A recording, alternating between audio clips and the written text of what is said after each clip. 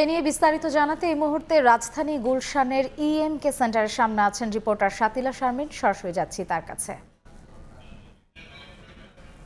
এখন দেখতে পাচ্ছেন যে আসলে বৃষ্টির মধ্যেই এই বৈঠকগুলো, যেটি রাজনৈতিক দলের সঙ্গে মার্কিন যে কর্মকর্তা, উচ্চ পর্যায়ে যে কর্মকর্তারা বাংলাদেশের জন্য 3 দিন সফর করেছেন, তারা কিন্তু বৈঠক চালিয়ে যাচ্ছেন। এখন ভিতরে আছেন। আমরা সর্বশেষ যেটি দেখতে পেরেছি সেটি হচ্ছে মির্জা ফখরুল ইসলাম আলমগীরের নেতৃত্বে একটি প্রতিনিধি দল, বিএনপির উচ্চ পর্যায়ের 3 সদস্যের প্রতিনিধি দলকে আমরা ভিতরে ঢুকতে দেখেছি।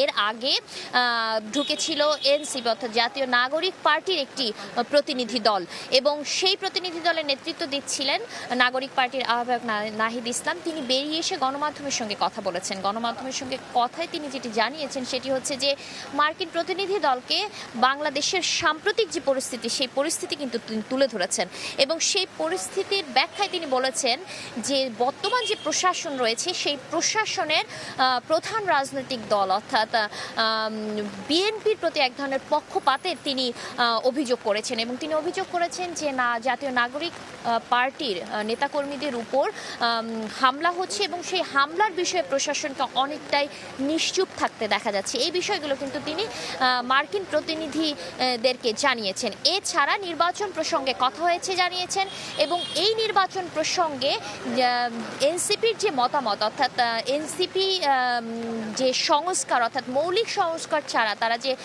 জাতীয় নির্বাচনে অংশগ্রহণের বিষয়ে এখনো সন্দিহান, সেই বিষয়টি নাহিদ ইসলাম আবারও পরিষ্কার করে বললেন। এবং আরেকটি বিষয় তিনি উল্লেখ করেছেন সেটি হচ্ছে যে জুলাইয়ের যে গণহত্যা, সেই গণহত্যায় বিচারের প্রক্রিয়ার যদি একটি সুনির্দিষ্ট রোডম্যাপ না থাকে, এবং হচ্ছে জুলাই সনদ যেটি তৈরির কথা বলা হচ্ছে, সেই বিষয়ের উপর গুরুত্ব দিচ্ছে কিন্তু এই জাতীয় নাগরিক পার্টি।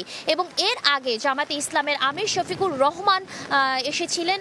তিনি বৈঠক শেষে বেরিয়ে, যেটি গণমাধ্যমে আমরা যে উপস্থিত গণমাধ্যম কর্মীরা ছিলাম, তিনি জানিয়েছিলেন যে আগামী বছরের রমজানের আগে আসলে জাতীয় নির্বাচন দেখতে চায় জামাত। সেই বিষয়টি পরিষ্কার করা হয়েছে এই মার্কিন প্রতিনিধি দলের কাছে। এবং আরেকটি বিষয় তিনি উল্লেখ করেছেন সেটি হচ্ছে সম্প্রতি যে শুল্ক আরোপের বিষয়টি নতুন করে ট্রাম্প প্রশাসনে, সেই বিষয়ে আবারও বিবেচনার আহ্বান জানানো হয়েছে জামাতের পক্ষ থেকে মার্কিন এই প্রতিনিধি দলের মাধ্যমে।